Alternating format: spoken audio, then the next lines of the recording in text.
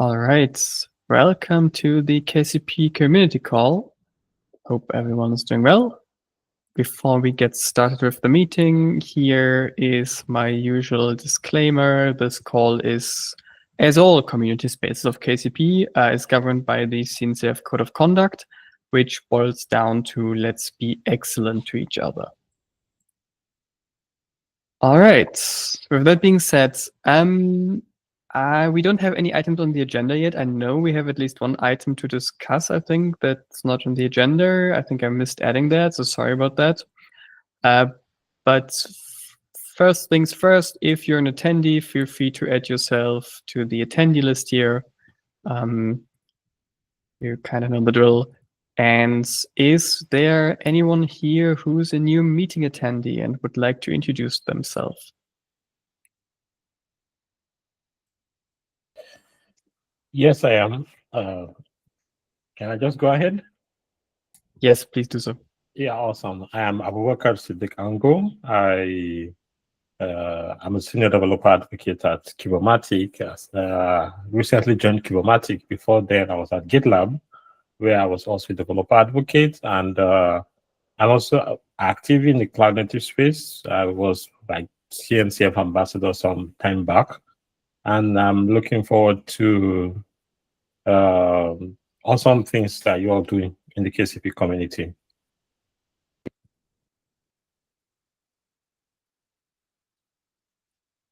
All right. Thank you very much. Welcome. Hello. I can also maybe introduce myself. My name is Bastian. I work for SAP and I already work closely with many of you, but I think it's the first time that I joined this meeting. All right. Welcome, Bastian, as well. Anyone else wants to say hi?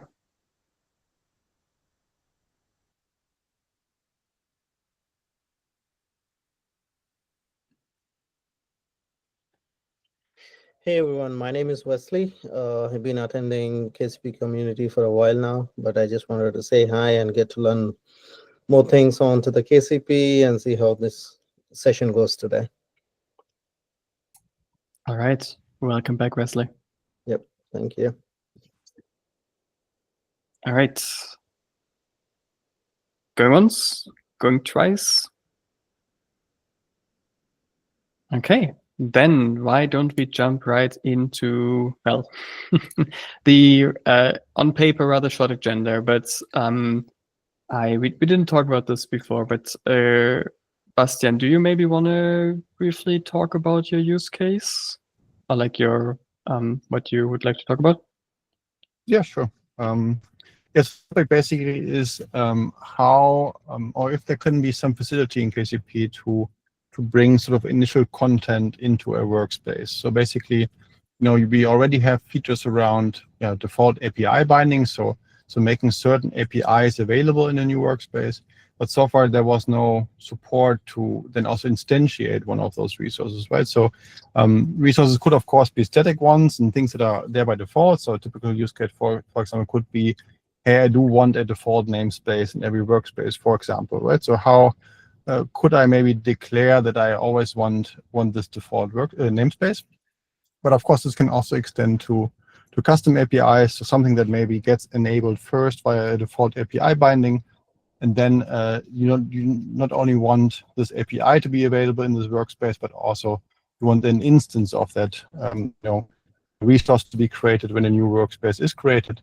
And of course, one could build an initializer to achieve the same thing.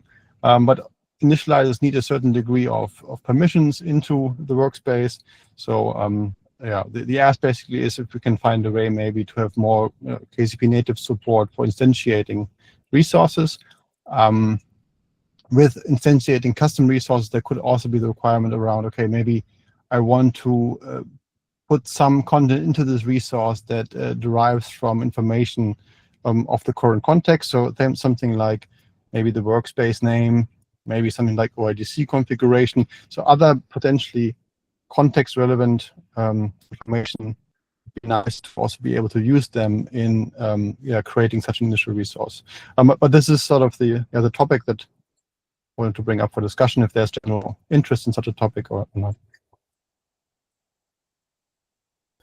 And it would then be tied to the type of the workspace, like the workspace type stores which type of objects would be added. Yeah, one option, I guess, would be to do it alongside the default API bindings, to have maybe something like default resources alongside it. And then you could, tie this to the workspace type, for example. Yeah. Sorry, maybe let me ask it another way. Like, what would be the grouping? Like, how would you determine a workspace needs this type of resources versus when one doesn't?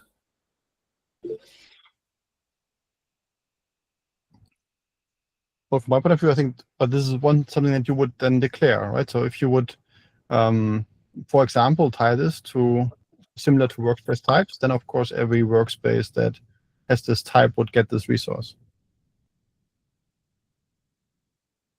Okay, and if not, you would just put it on the workspace object itself. Basically, the person that applies the workspace declares which objects should be created in that workspace.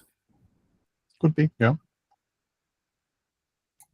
MJ, you have your hand up. But you're still muted. Yeah, thanks. So early in your introduction, you mentioned that one could build a initializer for that. So why one wouldn't build an initializer for that? I'm just wondering, what's the limitations of currently of our initializer capabilities preventing this?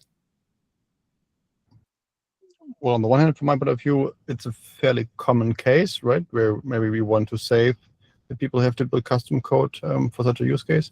But also, when you build initializers, you basically, to my knowledge, have full access into the workspace at the time of initialization. So depending on who you give this to, maybe this is something you do not want to give to another provider, to have that wide access into the workspace during the initialization phase. And I think by declaring this via a type, right, the provider would only need to respond to the resource that's being created and doesn't need to initialize the permissions now. Because where I'm getting with this, I think it's quite common problem. Yes, it all goes to this old topic of like templates, bootstrapping, and things like that, where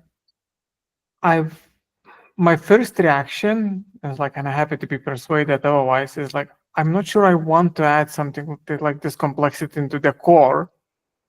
But on the other hand, I think it's one of those good examples where we need to start building like semi-supported community-driven tooling around the core.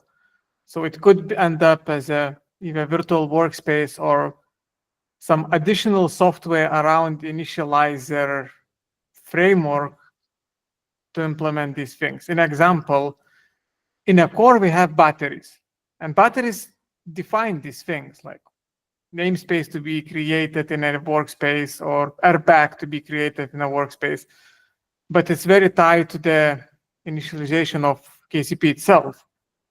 So like one could build something like that in a contrib as a like standalone component running like side to side on a KCP core. Because that's my taking. Like, I don't know what other people think. Funnily enough, I think I made the same suggestion, but I didn't want to go first to like not skew the initial thought.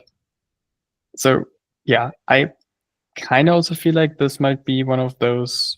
So I think from what we basically what we're saying is initializers are kind of the right system for this, but we're a little concerned about who are the actors in this. So if we build, so we could build a controller with an API type into core KCP, but we could also like write this as a out of tree component, right? Like whether a controller runs, in tree and, runs against initializers, or if it's like living outside, and runs against initializers, it hits the same endpoints essentially. Yeah. But if this component is deployed by the KCP admin, then we would address permission concerns without like adding like potentially expensive templating into like the core. Yeah. And And we can add other hooks like in that area we can go a bit crazy, like Slack notification, web hooks to provision some things. Like it opens this whole area for built-in tooling you can build on top of that with maybe more freedom when trying to be in a core in a way. And I think it might be plus lower entry bar for contributing something into the KCP, because let's be honest, contributing to the core at that depth is challenging. So I think it has a lot of pros to having it outside.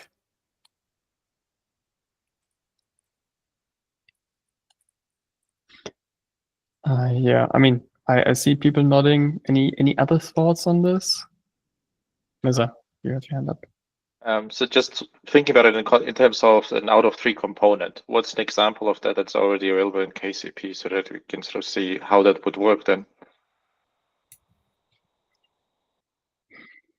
I mean, loosely speaking, like the API sync agent is something that lives out of 3.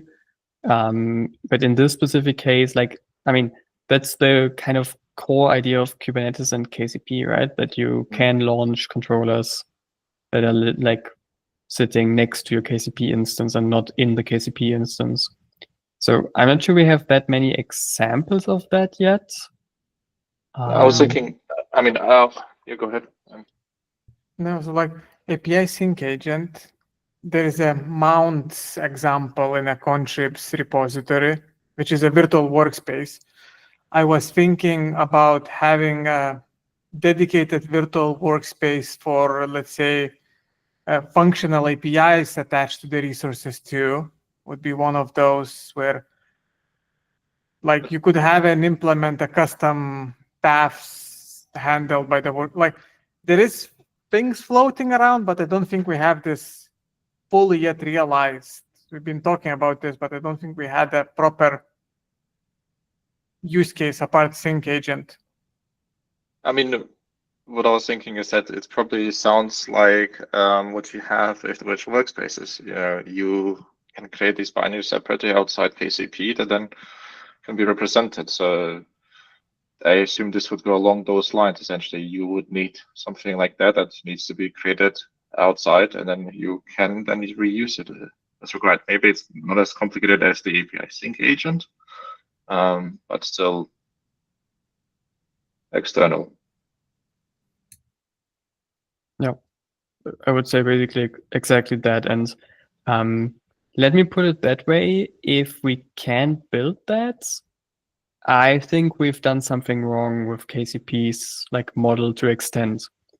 So this is also like a very good, moment to dog food. Like, that there are lots of these kind of potential features, right? That you could see in KCP. And some of them have to go into the core because it's related to like API request handling. Like these things might, have to go into core, but all those that don't should be able to like be done as an extension, add-on, or whatever. And if you can't, then we have a problem, basically, because that's like the idea, right? KCP is a foundation for building, a platform, and that implies extensibility to a high degree. So might as well use this opportunity to dog food what we're doing and build the integration points we might be missing. Bastian, I know there was a chat offline about this. And is there any like to start somewhere, we would need like initial MVP requirements or something like that. Like what we're trying to do is does something like this exist where you could try to like skeleton initial design basically on the back of the napkin. Yeah, I mean, we have concrete use cases that we want to use it for in a Apero context. Yeah, I mean, of course, you can always start with the namespace example, but I think to make it more complex, yeah, we can. I think we don't know the concrete resource structure yet, Mirza, right? That we want to create, but once we can get to know that, and once we know it, we can maybe take this as an example. But I would not expect that there's in this case so much templating going on, but so I would try to keep it simple for now when it comes to templating. Okay, so like start simple, template resources into the workspace. No garbage collection, no deletions, like no this deletion finalizer. Let's like scope it to the bootstrapping for now. Yeah. Okay. I don't think that deletion, I mean, would really play a role, right? I mean, if the workspace gets deleted, of course, that resource would also get deleted. So, not sure if we need. I'm more thinking about like first example comes to my mind is like somebody's building platform and want to do Stripe billing. Like every time workspace created, you need to call a webhook to Stripe to register a plan or whatever. And every time workspace is deleted, you need to deregister it by calling webhook too. And until you get 200, you just don't deprovision it. That's again, if built around finalizers, not something like templates, more like a webhook provider type. And this is why I'm asking, because I'm cautious. If we build by having one use case, we cannot build it one way. If you have two cases, you will build it thinking like, okay, how would you extend having third one, like pluggable model, basically? Yes. Like webhooks and templates, for me, it's like two most common use case I think people would use.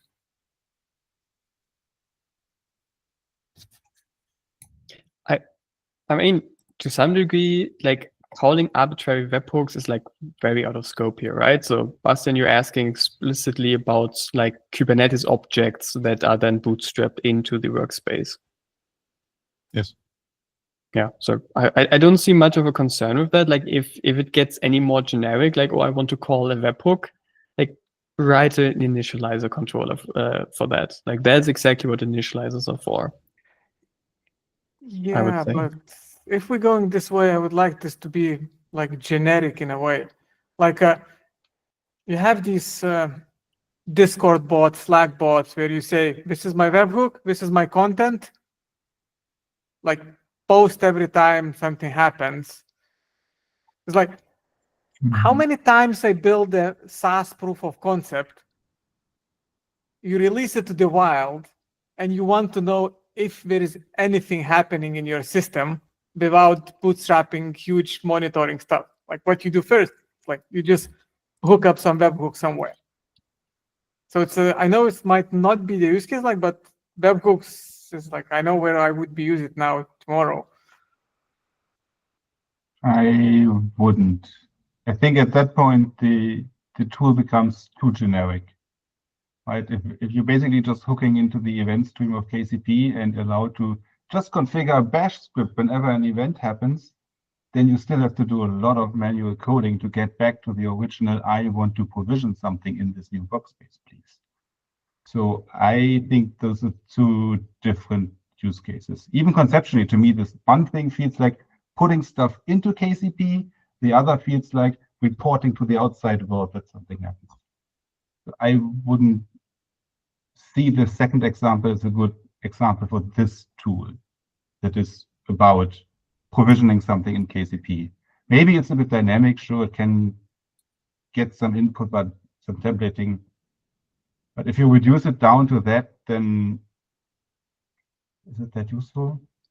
I mean, honestly, I think we're talking about two components here. Like there's this one like rather clear component that like templates Kubernetes objects into a workspace that's newly created. Like, that's not a webhook thing. That's, that like an object templating and creating that.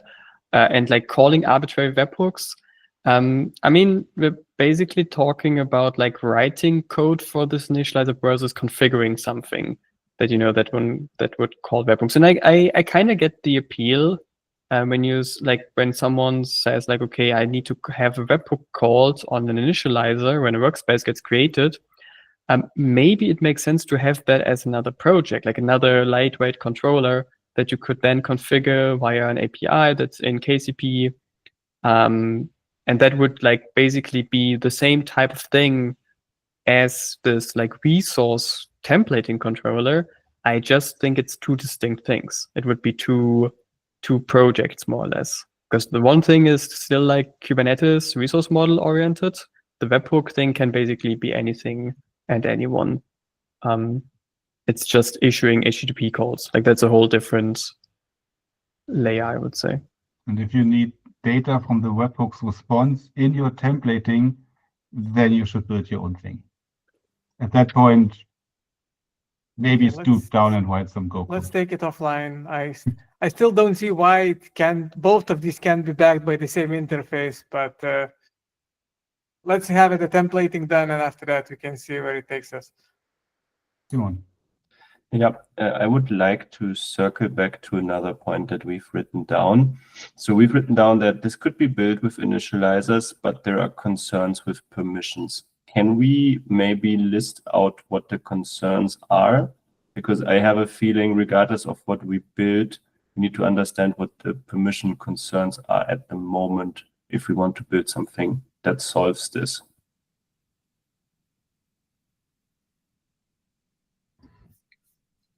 Yeah, guys, please correct me if I have a wrong understanding, but my understanding is when you build an initializer and you are in this initializer phase via the initializing workspace, virtual workspace, that you would have basically full access into the workspace. That's my understanding, but I may be wrong. Yeah. So if you would give that to a third party to your platform, let's say, right, you basically extend full trust into the workspace to that party. And you cannot say, well, you build an initializer and similar like with API export, there's certain maybe, I don't know, permission claim like construct where you say, okay, you build this initializer, but you're only allowed to create this resource type. I think that's currently not possible to my knowledge. Yes, yeah, exactly. But I would raise now the question if this is not something we should maybe tackle with initializers, that we just extend initializers to have this feature because it's in general a good feature to have. But I think it's also about just the mechanism should be generic enough that can be reused. I think the initializers seems like, using a sledgehammer for a small thing that we're trying to do here. I think both features happen at the same time, right? You can, of course, evolve the initializer API and make it maybe more secure while still having a reuse initializer, for a common case. So what would be the scenario giving the access to finalizer virtual workspace to the third party? Like, why this control has to leave your control? Like, this one I don't understand. Well, in the platform mesh scenario, right, where you would like to connect various service providers, this is a service provider requirement, right? In this deployment, I want my service to be always active, and I also want for every new workspace to be a tenant of mine being created. So that is sort of the requirement, and preferably this is something that you could do without the platform operator doing coding or doing anything.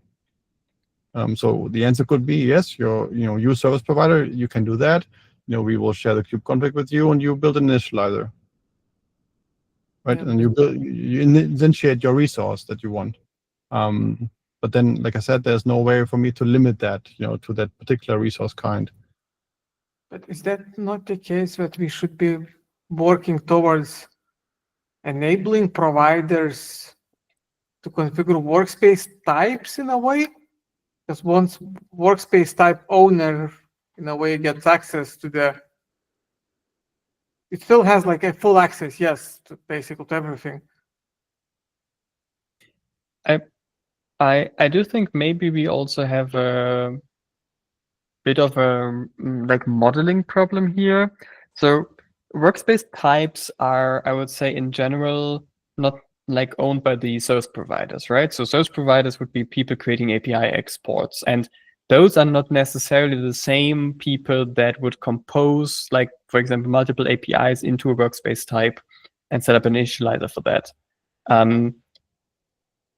And if a service provider really needs to bootstrap an object into the workspace, I think it could, or they could already do that through the API export virtual workspace, because they would definitely get the API binding for their workspace and then could say, okay, there is this object is missing from the workspace, and then that means I have to reconcile it. I have to create it.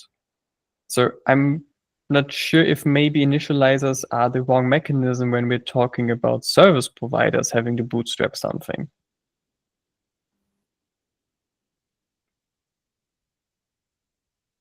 Sure. Simon, sorry, you had your hand up. I'm not sure if Bastian, maybe you want to respond to that first. Yeah. Go through the first train now, and then I'll go back to.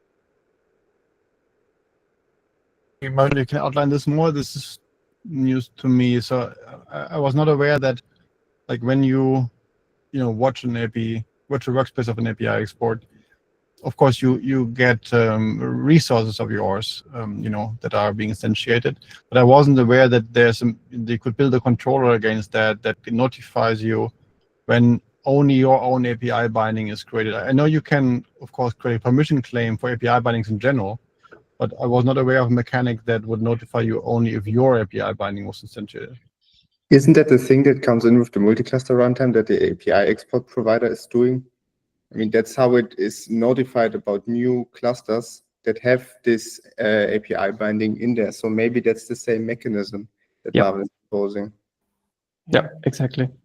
And even more, like, one could claim logical cluster on a read permissions and basically attach every resource owned by logical cluster in their workspace. Means at that point, you even have an actual, if you don't want to bind to API binding because maybe they will be updated, rotated, and things like that, you can always piggyback on logical cluster. That guy represents a workspace in a way. Yeah, but I think that's very interesting to have as a tool. But it, depending on the situation, right, one or the other may be the right choice, right? I mean, if this is something that the platform operator wants to decide, then I think the sort of the workspace type or on that level sort of configuration would be the right tool, because this is outside of the realm of the provider. But then the later option then is more something that the provider would do, right? And it would not be a matter of configuration, but more a matter of implementation then. Yeah, I mean, I definitely think that there is there are use cases, I think, for such a component that we're talking about. I just wanted to really make sure that we have the, as you said, like the right tool used for the right approach used for the right, because service providers, their interfaces to the API export virtual workspace, and they can bootstrap objects to that basically. Like, I fully see why one wouldn't want to do that via API exports. Like, I want to create RBAC, namespace, and cluster all bindings, which have very wide permissions to be claimed. So you wanted to bootstrap only on the start, and you know that you're not gonna touch him ever again. So. And there's also the readiness aspect, I think, Andrei, right? So that you can, with the initializer at least, you can ensure that the workspace is only then marked as ready once your resource had been created. And I think with the API export virtual workspace, this would not be guaranteed. That's, definitely another point too.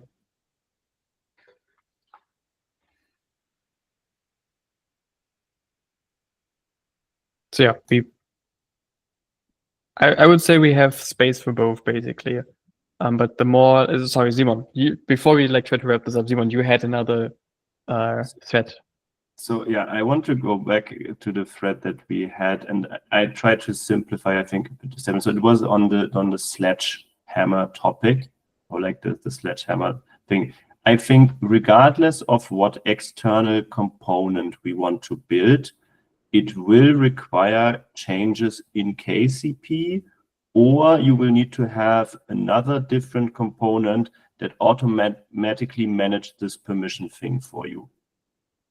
Like, I understand that we could build some generic workspace initializing component that's external, that you feed in some information and say this workspace should be getting these and this stuff.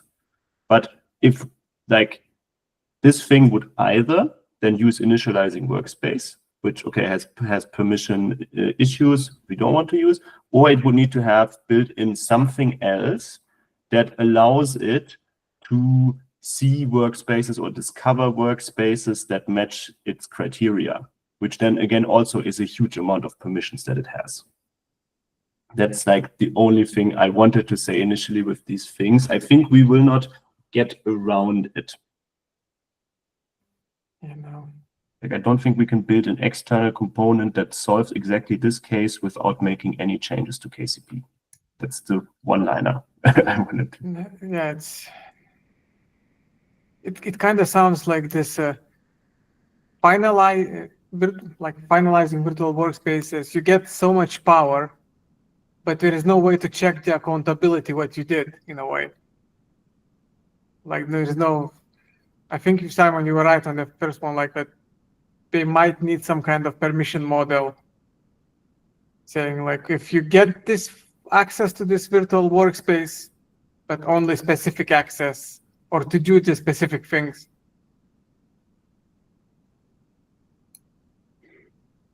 Maybe. I feel like the trust model is different with workspace types to some degree, because they're not service providers. But yeah, we should explore this more. Yeah, but it's like imagine I said the situation. You have the single virtual workspace, and now you're giving to provider ABC. Like all of them, we get like root access. So you need somehow to take intent from the providers, from this like third parties, and make sure that the intent we're providing is what you expect in a way. Like if the provider says he's gonna create a one namespace and one config map, you basically need to realize only that. So I feel like we're kind of abusing workspace types here to some degree. I think workspace types are meant for managing APIs in a new workspace, like the bound APIs in a workspace, and initializers gave kind of KCP admins, or yourself basically the ability to write a controller to initialize certain systems. I don't think they're meant for this shared responsibility model. And if we're talking about service providers needing to bootstrap something before the workspace gets ready, I would maybe wonder if that is really necessary. In the sense that like all of these things should be eventually consistent. So if the workspace starts and then the service provider hasn't created like that one singleton object in there that they need, then systems that rely on that have to basically say, okay, this isn't here yet, I can't do this stuff yet. I'm a little hesitant to basically say, okay, workspace goes from initializing to ready when like every service provider's requirements are fulfilled. I think that might be misunderstanding the intention of workspace types to some degree. If that makes any sense to you, I guess specifically, Bastian. Yeah, I can follow that. Yeah. I think the problem here is, what if this external system fails, or the provider fails in a way, and you get a ready workspace with, it's basically ready AWS account, which doesn't have EC2 working, and because there is a bug on a provider side. So kind of see both sides of this. Maybe we need a way to control this via API bindings and API exports relationship. Maybe it's like I said, maybe need some notion of initializing, for provided APIs, similar to the initialize. Like maybe you can mark with an API that's being bound potentially automatically if it has influence on the workspace initialization process. Or no, I don't know, but that would be more a bigger topic to think about. I think the initial ask was smaller, but maybe of course, you can think about more. Yeah. Okay. Let's maybe try to wrap this up. To some degree, I still feel like making KCP account for the system initialization is still the wrong way. I think things should be eventually consistent and should sustain the object not being there yet. But definitely coming back to the initial thing, resource templating, templating in something that you want to have created, and that could be Airbag, that could be something else, I think is a completely valid use case. We'll see that over and over again. I think it makes sense to explore this in an external component as a built on top of initializers, basically. That would be kind of my suggestion of how we can proceed. Final question from my end. Do we consider it external but still so important that we keep it in the KCP repository? Or is it truly an external standalone project? Usually external might be easier to make the code mature, but if it's really super useful and everyone would want it, where do we stand? What do we think? Can we answer this question when we move to monorepo? I would honestly keep it as a sub-project, same as API Engagement or KCP Operator, living in its own repo.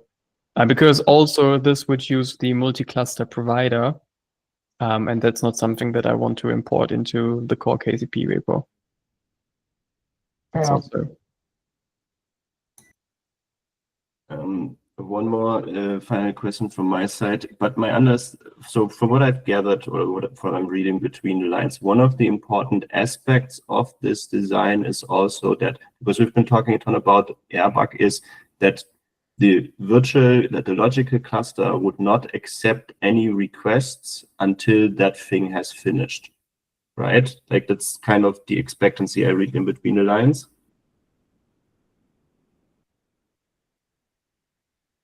Think that. Yeah, I'm not too sure how KCP behaves at the moment. So if I don't think what you said is the reality today, right? So if you have an initializing workspace, it does accept requests, so you can switch to it, you can talk to it, I think, and of course also initializer can talk to it. But at least I was more talking about this readiness condition, that this is not being marked as ready before these processes have happened. And that was my main concern, I think. Not technically that it doesn't accept any requests. Yeah, technically it does differentiate between accessing the logical cluster and accessing objects within the workspace. So that's for it, even though it's the same virtual workspace, those are different things for KCP. But I'm just talking about from a requirements perspective. I'm not talking about what are the solutions. I just want to understand the requirements. But one of the requirements, right, if we're talking about Airbag and these bootstrap type of things, is that we can ensure that the bootstrap has run first and only then the logical cluster becomes available to others. Yes, I think for this case, especially we talk about sort of a key management service here, that so we have a proper encryption key for that particular workspace in place before users can use it. Yeah. Okay. Then, Marvin, I hope we can find some place, but it would be good to write that one down when we come, because when we I think today we jumped straight into solutions, which can be good. It can be very fast, but like my gut feeling on all of this is there's like many solutions we could take, and I think it strongly depends on what the requirements are. And I think it makes sense we start writing some of them down, because that makes a big difference, I think, in how these things are. Can someone help me verbalize the requirement? I would say maybe the thing is the templating should succeed or should have finished before other requests to logical or to workspace content are accepted. So it's a workspace readiness, basically. Okay, workspace readiness. You need Yes. to, like, the process needs to be able to control workspace readiness based on outcome. I mean, I think the requirement is actually workspace availability being limited during initialization, right? So That is- there is precedent that with mounts, like mounts can, external component can put, not like full external, but component can make workspace not ready. You could try to explore something like that here too. Yeah, and we could. For me, the bigger requirement, which was between the lines, that this templating might be different depending on who's interacting it, who has access to it, like vendor 1, 2, 3.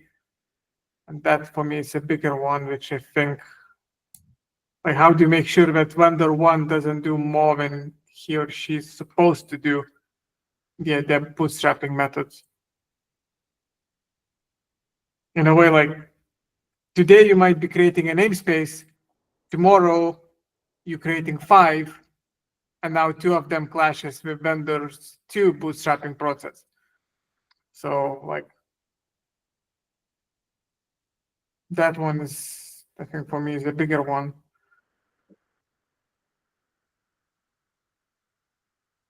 Yeah, I think we'll have to think more about that.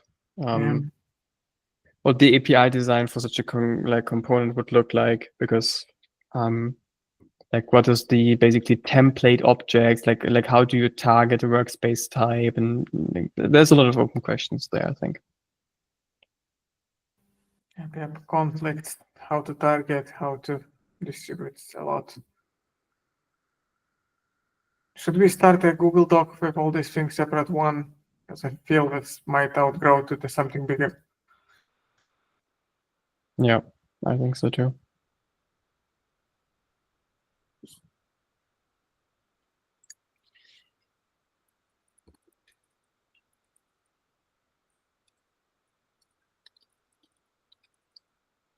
Okay.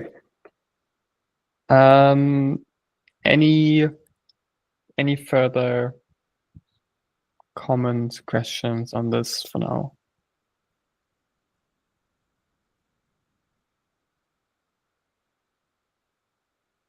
All right, then I consider the topic to be started, at least. Does anyone have another topic to discuss?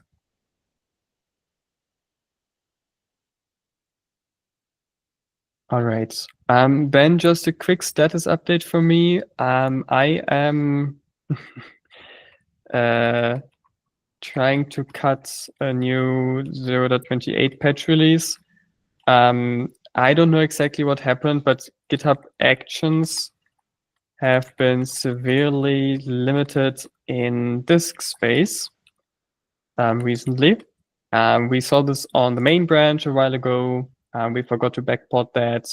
Problem is, even the backport now is no longer working on a release, like on a release tag. That means I've already tagged 2 0.28 patch releases that are not functional, where we never got release artifacts out of Go CI releaser, whatever it's called. And yeah, slowly but steadily running out of ideas here. I think Christoph is looking into us like basically cleaning up the runner to get more disk space before running the actual release. I can't believe that this is something that we would need to do. But long term, I would strongly urge us to move the Go releaser action to Prow. out of GitHub Actions. Like if we can do that, like this is not working. So cleaning up the runner is kind of easy, right? It's the kitchen sink container image that we're using. So it contains Google Chrome, Microsoft Edge, Firefox, JDK, and Rust, everything. So it's very easy to just remove tons of gigabytes of storage. We could do this either with like an 8-line shell script that we embed in our action, or I found another action that just deletes everything without using apt to remove even more. So I think we can stretch the Go Release action a long time further before we would need to move it to Pro. I'm not against moving it to Pro. I'm just saying we should fix this problem today that we're having with 0.28.4. Will hopefully be the final version today, relatively easily. I think that's doable. We can go from 22 gigabyte and we start to like 33 gigabytes in free disk space, and that should work. Do we know why this started to happen? Like, I don't have any details, but my understanding from the original PR that addressed this is simply GitHub reduced like the defaults for free runners. Simple as that. oh, okay. From Like, what I I've guess seen, they were always very low, the limits, and maybe they just decided to install one more SDK for something, and that pushed us over the edge. maybe. Who knows? Could also be that our binaries were always on the edge size-wise, and now we've gone over for some reason. I'm a bit surprised because I'm abusing GitHub free runners and other projects a lot. So I think But are you simultaneously using more than 22 gigabytes of disk space? close to that. See, welcome to the club. Anyway, yeah, Marvin, let's good luck to us in shipping this. Yeah, Christoph and I are working on it. Thank you, Christoph, for the Okay. help. All right. Last chance. Any other business? Open floor? Is there anything that you want to talk about?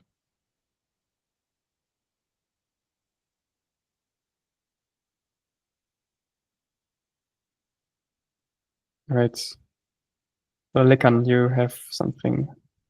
Yeah, I have a question actually. It has nothing to do with the earlier conversations. Mine is related to documentation, right? Especially on the terminology section. So I was thinking if there could be a diagram for each of these terminology in order to simplify the explanation. I mean, there's already a detailed explanation, but I kind of feel like a diagram would do justice to it.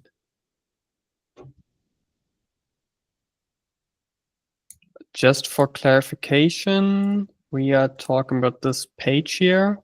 Yes. The challenge here is that this explains like, well, different like parts of the stack, I would say. Like this explains the KCP binary, and then logical clusters and workspaces are more like concepts. Virtual workspaces then are API endpoints. Like there's this is like trying to basically snapshot a wide range of information that you need to have, but I'm not sure you could unify it in a diagram. But MJ, you have your hand up. I will be very straightforward. I think we're brewing in our own juice for a very long time. If you have an idea how this could be realized in a diagram, don't spend too much, kick off something like Solid Draw or something, share it in a chat. If we see that it's on a spot, like, yes, I don't see any reasons why we can't merge it, because now I'm looking to this and it's like, everything is clear for me. Like, I don't see need for diagram, but I think we're just brewing in our own juice. Yeah, agreed. Mirza? I think that's a good suggestion. My only question is that do we want to target a conceptual diagram or an architecture diagram? That might also be helpful. Yeah, I Yeah, think it's Maybe the all- conceptual diagram is Yeah, probably easier to get conceptual started. Sorry, go ahead, man.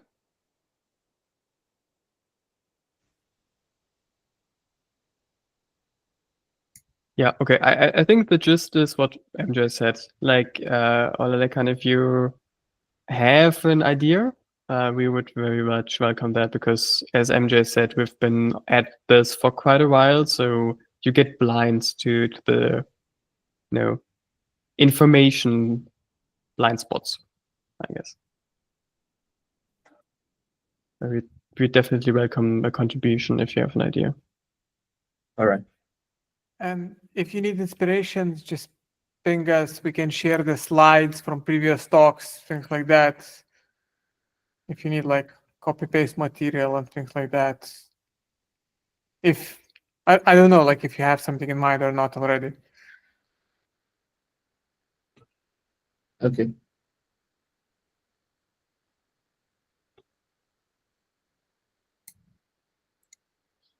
All right. Any other topics? Any other questions?